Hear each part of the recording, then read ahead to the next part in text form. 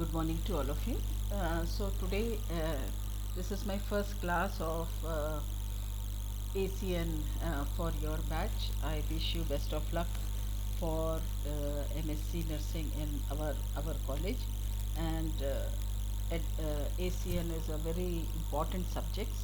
And for this session, I, Anu madam and Jay madam will be taking classes on the ACN. Okay, so this is my first topic. So I would like to first take the topic of shock, which I will be dividing into different videos. So this is the first video on compensatory mechanism in shock. I will not be dealing with any other thing, but I will be giving you different videos of different types of shock. For example, cardiogenic shock, hypovolemic shock, anaphylactic shock, septic shock, and neurogenic shock. So that all will be different videos. I won't be discussing all those things in this video. This is basically in whichever shock it is, what are the compensatory mechanisms. So once we understand the compensatory mechanism, it will be easier for us to understand the compensatory mechanism in different types of shock. Okay. So first we start with, what do you mean by shock? Shock is a life-threatening condition of circulatory failure. Okay. Whichever type of shock it is, the basic issue is the blood circulation is not going properly. Okay. So whenever there is circulatory failure, we know that we get oxygen from the blood. If the circulation is not good, so the first thing which which is issue of concern is inadequate oxygen delivery to meet cellular metabolic needs and oxygen consumption requirement. We know that each and every cell in our body, it requires oxygen. Okay, so whenever you have oxygen available, then only the cellular functions can work properly. But if you have less oxygen delivered due to different shock condition, or whenever the circulatory system fails, so the issue here is you have inadequate oxygen delivery. Okay, so the cellular metabolism is also affected, and the oxygen consumption is also the oxygen consumption requirement is also affected, because the body is unable to meet the oxygen consumption requirement. So what is the result? This produces cellular and tissue hypoxia. We know that what is tissue? It is a group of cells having similar structure and functions. Okay, so whenever the person is in shock, it is a life threatening condition, whichever type of shock it might be. So it is a life threatening condition. Second is there is circulatory failure, and third thing, whenever you have a circulatory failure, there is the availability of oxygen is less, the oxygen consumption requirements are not met, and this leads to hypoxia, or availability of less availability of oxygen in the tissue, cellular as well as tissue hypoxia. Okay, so that is the definition of shock. Now we have different types of shock. Cardiogenic shock, basically it is due to heart problems. If the heart is not functioning properly, for example, the person may have a myocardial infarction, and because of that the person is in shock. So that is all called as cardiogenic shock. There are more causes which we shall be discussing in different videos. Second is hypovolemic. Hypo means less, volume means volume. So if you have less blood available, it may be due to internal hemorrhage or external hemorrhage. So this leads to hypovolemic shock. Third is anaphylactic shock. Okay, so suppose if a patient is sensitive to penicillin, and somebody gives penicillin to him without skin test, so the patient will have immediate anaphylactic reaction. Okay, and the patient goes in anaphylactic shock. So this is caused due to allergic reaction, maybe to drugs, or maybe insects, or maybe snake bite, etc., etc. Okay, next is septic shock. So septic shock may be there especially due to infections. Okay, so septic shock is more common in surgical ward, where following surgery the infection goes up. Okay, so this leads to septic shock. Next is neurogenic shock. In cases of accidents, if the nerves are affected, so this the person goes in neurogenic shock. So these are the all different types of shock. So I will be having different videos on all these different types of shock. Okay, so my topic here is compensatory mechanism. Before we come to the compensatory mechanism, we will just have a one slide on basic pathophysiology. Okay, so whenever you have shock, the cells shift from aerobic to anaerobic metabolism. Aerobic matlab जिसमें oxygen supply है, anaerobic is less availability of oxygen. So the first change which occurs is aerobic metabolism changes into a anaerobic metabolism.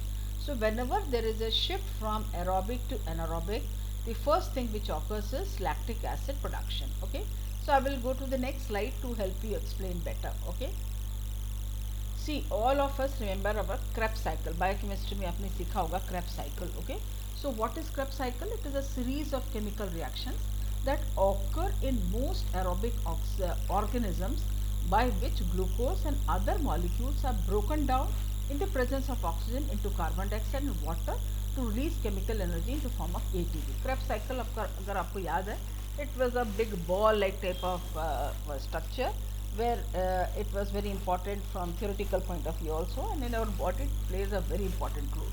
This is a Krebs cycle is a series of chemical reaction in which what happens is this occurs in aerobic organism, in which glucose and molecules are broken down, oxygen is there, glucose and molecules are broken down, and carbon dioxide is formed, water is formed, and energy is released in the form of ATP.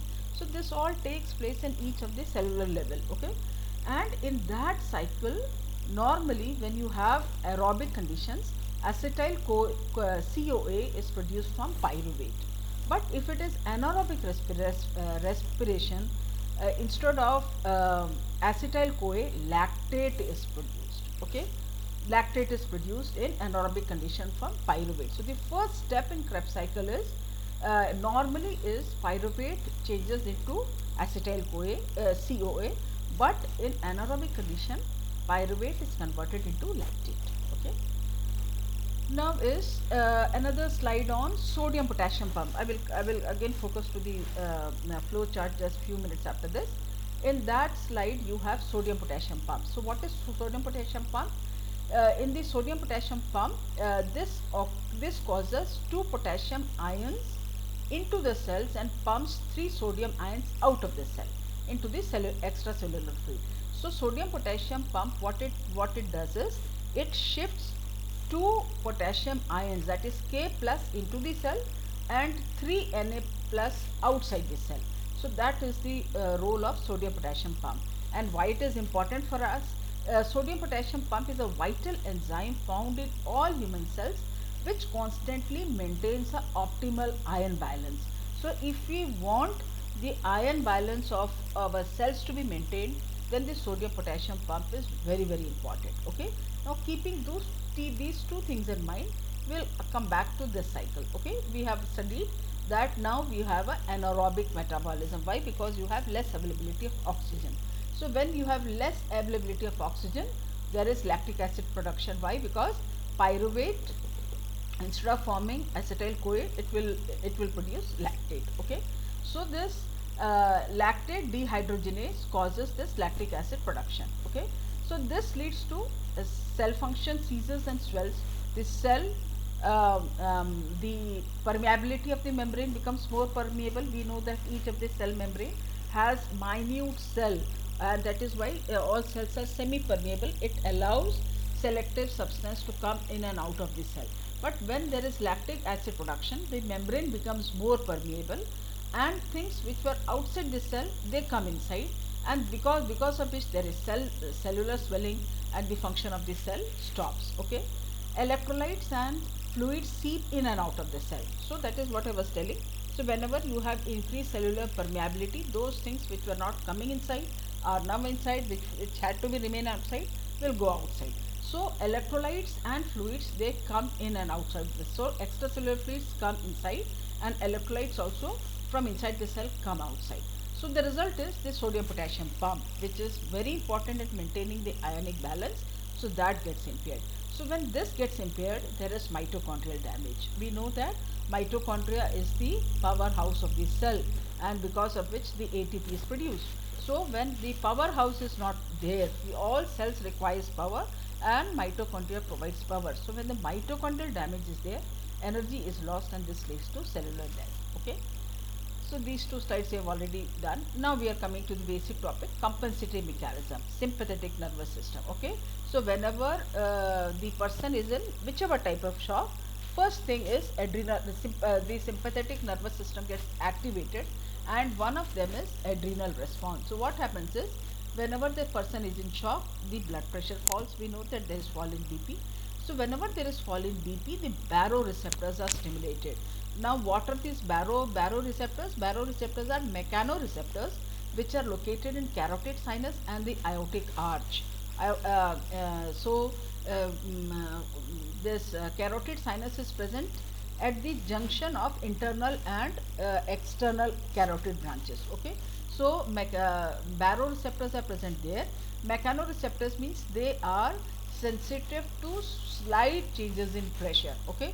But here when the blood pressure is falling, so baroreceptors get stimulated, which are present at the carotid sinus and also at the aortic arch. Aortic arch means we know that aorta, as soon as it leaves the left ventricle, it forms an arch and then comes down and becomes abdominal aorta. So that arch also contains baroreceptors. So as soon as the blood is leaving from the left ventricle, if that pressure is less, so the baroreceptors get stimulated, and as soon as it reaches the carotid sinus, also the baroreceptors get stimulated.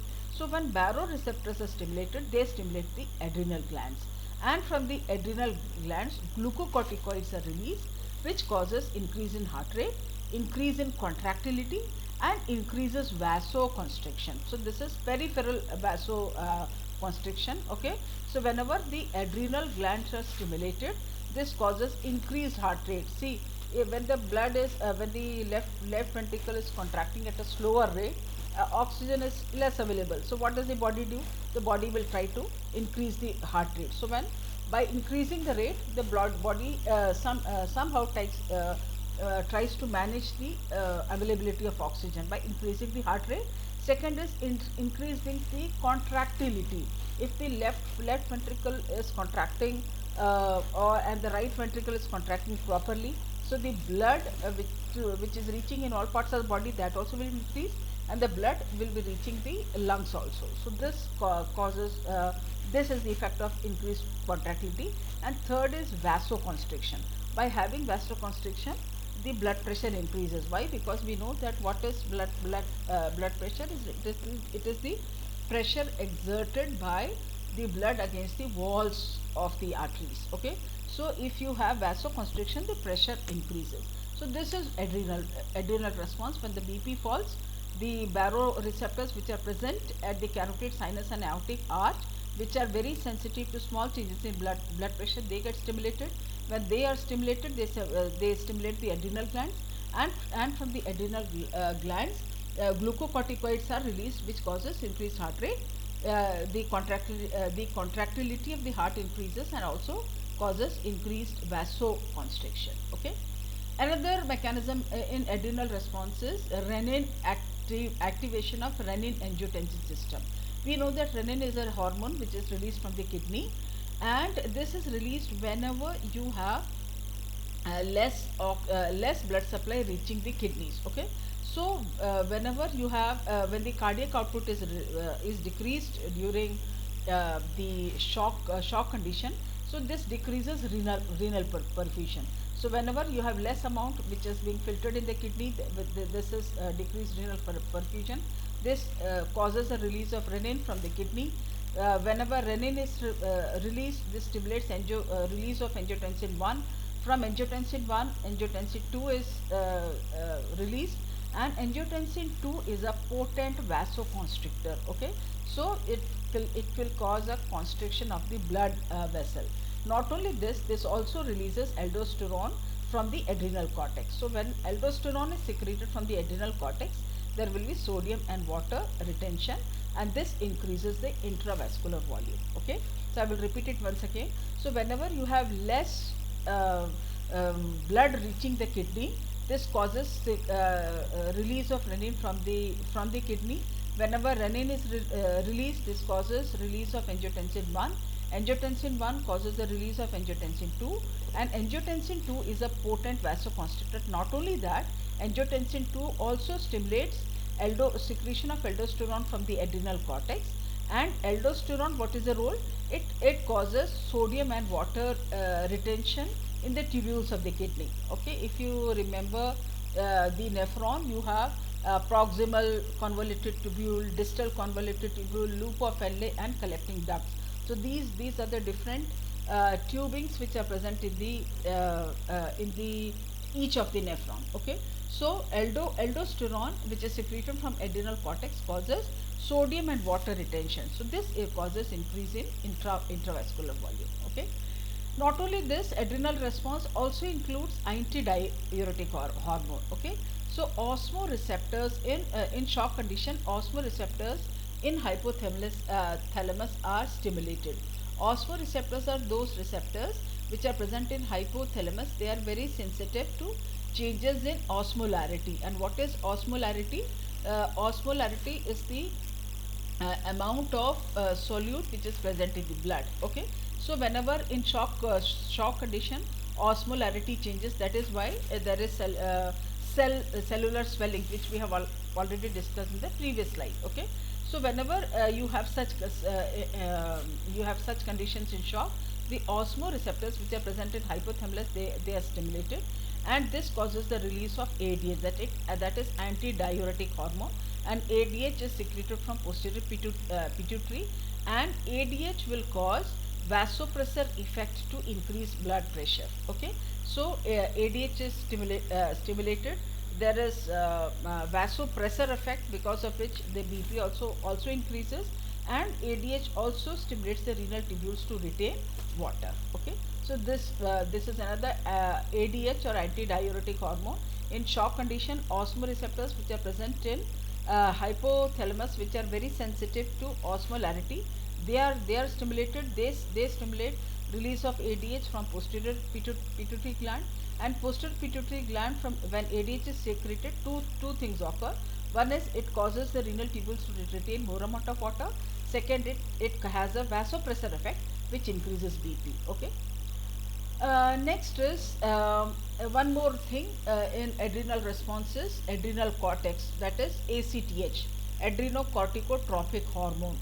Anterior pituitary, there is a release of, from posterior pituitary we have studied ADH, or antidiuretic hormones, is released. From anterior pituitary you have release of ACTH, that is adrenocorticotropic hormone. So this stimulates the adrenal cortex to release glucocorticoids, and when glucocorticoids are released, blood sugar increases to meet increased metabolic needs. We know that each of the cell, they require glucose, not only oxygen, they require glucose also. Okay, so if to increase the availability of glucose, what does adrenal cortex do? From the adrenal cortex, ACTH hormone is ACTH hormone from anterior pituitary is released in shock condition. This ACTH hormone stimulates the adrenal cortex to release glucocorticoids, and this glucocorticoids helps to increase the blood sugar level, so that the sugar availability of glucose to each of the cells is increased. Now what happens if there is failure of compensatory response? There is decreased blood flow to the tissues, which causes cellular hypoxia. Anaerobic metabolism begins. There is cellular swelling, mitochondrial disruption, and eventual cell death. And if low perfusion state persists, then it causes irreversible damage and death is imminent. So this is all failure of compensatory response, where there will be continuation of anaerobic metabolism, and cellular swelling will be there, the mitochondria will not be functioning, and this will lead to eventual cell death. Okay. Now these are the basic stages of shock. One is initial stage, compensatory stage, progressive stage, and irreversible or refractory stage.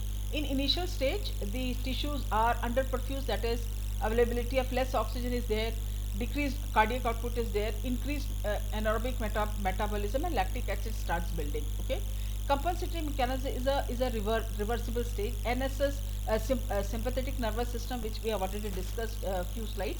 So this is activated by low cardiac output, and this somehow tries to compensate The compensate for decreased tissue perfusion. We have studied the body somehow tries to increase the heart rate, it tries to increase the blood glucose, it also tries to increase the blood pressure. So these are the different. It also increases the contractility, it also increases sodium and water retention, so that the intravascular volume is released. So these are all compensatory mechanisms which we have already discussed. So this starts, and this is a river. If you manage, then the patient can be managed. Okay, so this is compensatory stage. But if it is not managed, then, or if the cause is not removed, then the patient moves from compensatory stage to progressive stage. So failing compensatory mechanism. See, compensatory mechanisms are started in second stage, but they are not enough to maintain the patient's or to improve the patient's condition. So there is profound vasoconstriction from SNS ischemia. There is lactic acid production is high, and there is metabolic acidosis. Okay, and still if you don't manage, then there is irreversible or refractory stage where there is cellular necrosis. The cell is destroyed, and there is MODS, that is multiple organ dysfunction syndrome, and death is imminent. So these are the four stages. In initial stage, lactic acid building starts. In compensatory state, the compensatory mechanisms gets activated. In progressive stage, the compensatory mechanism is not enough, it starts failing, and if you still not manage, so it leads to irreversible or refractory stage. So that was all about my topic. So what is the conclusion? The outlook depends heavily on which complications develop while a person is in shock, such as damage to kidneys or brain. So depending on the type of shock, what are the causes, and what is the extent of damage. So outlook depends on the extent of damage and complications. Okay. So prompt identification of cause of shock and its stage and effective management is very crucial in managing shock. So that was all about my topic. If you have any doubt, you can ask later. Thank you.